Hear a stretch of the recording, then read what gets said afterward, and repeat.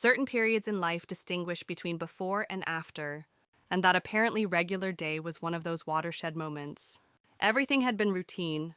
Danny had gone on another business trip, so I was left alone at home. The only advantage of his leaving was the opportunity to make time for myself, something I had previously ignored. Danny's lack of interest during the previous 3 years had made isolation seem like a luxury, and today was one of those rare joys. In my bedroom, surrounded by my favorite bedding, I set up my laptop and added a few personal items. I used to treasure times like these when Cole wasn't at home. However, now that he had returned from university, obtaining such opportunities was almost difficult. Cole, Danny's kid from his first marriage, had a presence that I couldn't ignore. I still remember the first time we met. His towering size, sharp features, and piercing eyes left an indelible impact. But it was just a fleeting notion, or so I told myself. I knew Cole was out with his friends and wouldn't return till the evening, so I felt comfortable. I retreated to my room to get some alone time. I thought I had closed the door, but I hadn't realized it wasn't latching correctly. As I began to relax, things spiraled out of control. Cole arrived just as I was settling in. The few seconds our eyes met seemed like an eternity. I tried to hide the items in my hands, but it was too late. The noises from my laptop reached his ears, causing his eyes to widen. My body froze. I couldn't move to shield myself, block out the noise, or avoid the dreadful disgrace. My heart beat so fiercely that I thought it might explode. Cole's look was indelible, a mix of amazement, curiosity, and something unsaid, maybe even want. In that moment, I was experiencing more than simply shame. That sight pushed me to face the emptiness I had been carrying. I guess I should have knocked, Cole murmured in an unsteady, heavy voice. He took a hesitant step back, his gaze never leaving mine until the door clicked shut. I sank into the bed, burying my face in my hands. What has just happened? I was 42 years old, and Danny's kid, my stepson, had seen my weakness. My mind kept replaying the sight in his eyes, and each time, a strange warmth surged through me. However, I had an intense sensation of embarrassment. That expression wasn't simply a surprise. There was more to it, something that seemed to understand and perhaps desire me. I couldn't stop thinking about it. Even though it felt terrible and revolting, my pulse raced, and the feeling that arose inside me was more than simply the shame I had previously experienced. Cole's delicate attention, the way his gaze lingered on me, and the unobtrusive ways he conveyed interest had always escaped my notice, as if it didn't exist. After this event, everything seemed different. Danny was gone for 3 more days, leaving just me and Cole. I had no idea how I was going to confront him. However, behind my concern about what this may mean, there was an unmistakable excitement, something illegal, destructive, and difficult to resist. I expected things to stop here, that it would stay an accident, but I had no clue what awaited me the following day. To hear more confessions like this and support the station, subscribe and turn on alerts. Believe me, this will be one of the most incredible tales you've ever heard. I didn't see Cole for the rest of the day. That night, I struggled to sleep. The next day was relatively silent. Cole stayed in his room, and after quickly preparing supper in the kitchen, I returned to the living room. We seemed to be avoiding one another, yet the tension between us persisted. We were both aware of it, but chose to ignore it. By dark, I decided to take a shower. As warm water cascaded over my skin, I tried to forget the events of the previous day. Cole's surprised but eager look, on the other hand, stuck with me. I was in deep meditation when the electricity went off abruptly. The water continued to run, but the bathroom had gone entirely black. For a little period of time, panic set in. I turned the water off and wrapped myself in a bathrobe. As I was tightening the belt around my waist, I heard Cole's voice scream from the hallway. "Elena, are you okay?" He asked. "I'm fine. I believe the power is out," I replied, my voice shaking slightly. I adjusted my robe belt and followed the sound of his voice. When I entered the kitchen, I couldn't see him, but I could hear his footsteps. "We need to locate a candle," he said in a tense tone. A streetlight outside provided a little amount of lighting in one corner of the kitchen, while shadows covered the remainder. As we wrestled, I accidentally collided into him and brought my shoulder to his chest. Both of us froze and held our breaths. His hands grasped my waist and held me still, yet the contact was more than a reflex. Cole stated quietly, "I'm sorry I didn't notice you." Our eyes met, barely lit by the faint light pouring in from the outside. In that moment, the pull between us seemed stronger than anything I'd ever experienced. "It's okay," I answered calmly, my voice shaking despite my attempts to stay calm. My heart was pounding so rapidly, I was sure he could hear it. Cole's gaze slid to my lips, his breath brushing against my face as the gap between us fell to almost nothing. "Elena," he said softly, his voice filled with anguish.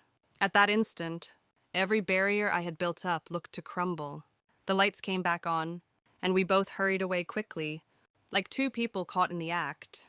Cole approached the breaker box, seeming to inspect it, but the tension between us remained palpable and unresolved. When I returned to the living room, Cole followed, his stare still fixated on me, but now filled with determination. He said, "Elena, we should talk." His tone of speech suggested that this would not be a typical conversation. My pulse raced again as I sat across from him in the living room, the air between us heavy and almost stifling.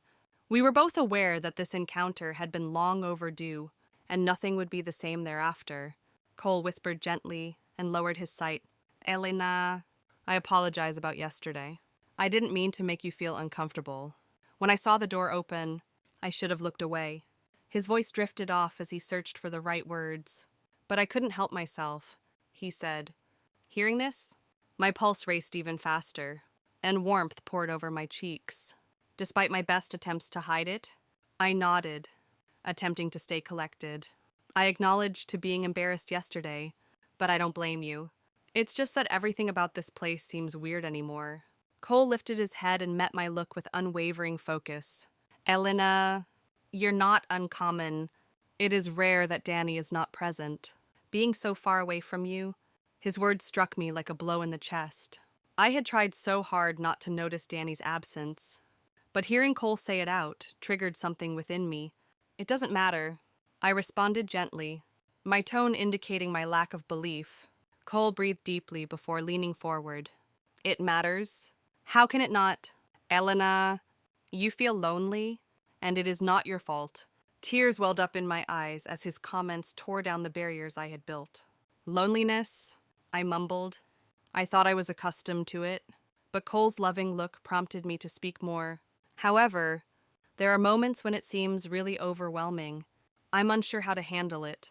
Cole leaned out and placed his hand on mine. My breath hitched as I felt the weight of his touch. "You shouldn't feel this way." "Elena," he said, his voice steady and confident. "Someone like you should not be here alone." For a moment, I was caught up in the earnestness of his words and the weight of his palm on mine. My attention focused on his face, and I realized how sincere he was. That's when I understood it was more than just a misunderstanding. Cole truly intended it. I tried to redirect the conversation away from the tension. "I want to speak about Carly." I made my voice more steady. "I was worried about you when you stated you were splitting up." But Cole paused slightly before taking a deep breath and regaining my eyes. I had not felt anything for her in a long time. He admitted that our relationship had ended a while ago, but I couldn't bring myself to accept it. I studied his face intently. "Why now? Why have you decided to stop it now?" Cole shifted his focus for a second before returning it to me. Our closeness was tremendous, and I could feel his breath, "'Cause I like you."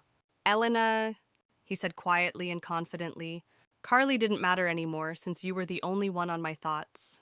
It's been this way for a long... That's why I terminated it." I opened my mouth to answer, but had no words. Cole gently slid his hands around my waist, drawing me closer. Our lips were about an inch apart, and I realized it wasn't simply a fleeting desire. We were about to cross a line that we could not reverse. When Cole's lips touched mine, it seemed like time had stopped. His warmth, certainty, and the magnetic pull between us absorbed me entirely. My heart pounded frantically, and my thoughts went blank. Nothing else existed save the current moment with him. Eventually, the intensity overwhelmed me, and I broke the kiss, leaning back slightly to catch my breath. Looking into his eyes, I continued, "I have been drawn to you for a long time. Cole." As the words left my lips, I felt every barrier between us shatter completely. For a minute, we were enveloped in silence, a watershed moment in which we both evaluated how far we were ready to go. I locked eyes with him, took a deep breath, and stood up. He seemed surprised, yet there was a tinge of desire in his gaze. "I can't bear the loneliness anymore." I spoke strongly, my voice unwavering. I had held myself back for so long that stopping now felt pointless. Cole cast a furious and appealing glare at me. I carefully untied my robe's belt, letting the cloth to fall from my shoulders and pull at my feet. Without hesitation, I approached the huge sofa in the main area. I lowered myself onto the luxurious cushions. Extending my body out, Cole didn't hesitate. He removed his clothes one by one, gently placing them aside. Every motion seemed deliberate, as if he were resisting the passage of time. His knee was on the sofa next to me, and his hands grasped the cushions on each side of my body to help him lean in closer. I felt his breath brush across my skin, sending a rush of warmth through me like lightning. Our gazes met, and his lips tenderly touched mine. That kiss wasn't your average kiss. It was the discharge of every repressed feeling, prohibited idea, and yearning caused by loneliness. Cole's hands moved to my waist with a soft but powerful touch. My attention was locked on Cole, and I felt something rise within me that I had forgotten. The more Cole talked, the more I was drawn to him. My body started trembling, and I closed my eyes, making a loud noise. When I opened my eyes, I spotted Cole's powerful shoulders and immediately put my hands on his back. His face was flushed, and we were both gasping. I was entirely involved in the moment, and Cole seemed thrilled and devoted. Just as my body shook again, I dug my nails into his back. He looked to like it much, and he let go as well. A warm warmth passed through me, filling me with an overpowering sense of joy. Every moment with Cole was both interesting and terrifying. Danny still had a few days till he returned, and Cole and I had heated times that broke down all barriers. It seemed so natural and unavoidable that the wrongness of it all vanished into the background. Cole's presence filled the gap left by Danny's apathy, and I felt alive again. When Danny returned, his disinterest had not altered. The loneliness I felt during his absence, along with my connection to Cole, underlined our gap. Despite Danny's return, Cole and I continued to communicate even after he was home. Talking to Cole filled a void that I could no longer ignore. One apparently regular evening, Danny casually said that he had a business meeting and would not be home that night. I couldn't help but grin as a flood of delight passed through me. I took up my phone and started composing a message for Cole. "Danny isn't home tonight. It's just us. I can't wait to see you." My fingers hovered over the submit button for a few seconds while my heart raced, but I eventually pressed it. Setting my phone down on the table, I allowed a tiny grin to come over my face as I imagined the evening ahead. I didn't realize Cole was having a furious disagreement with his ex-girlfriend Carly. Her unwavering attention to him had pushed him to his breaking point, and he decided it was time to end it. Carly's eyes were filled with determination and hatred as she interrupted him at every opportunity. Cole told Carly, "That's enough. Stay out of my life," I say in a harsh yet tired tone. "I do not want it anymore." Cole's phone buzzed on the table, attracting Carly's attention. Her brow wrinkled as she got a glimpse of the television, and the fake grin she was wearing disappeared. "I knew it," she snarled. Venomously, "I saw you two kissing." Cole rushed for his phone, but Carly drew away and clutched it tightly. "I'll tell Danny everything," she spat, her voice filled with venom. "I've been keeping an eye on both of you every day." Cole's heart sank as he realized things were spiraling out of hand.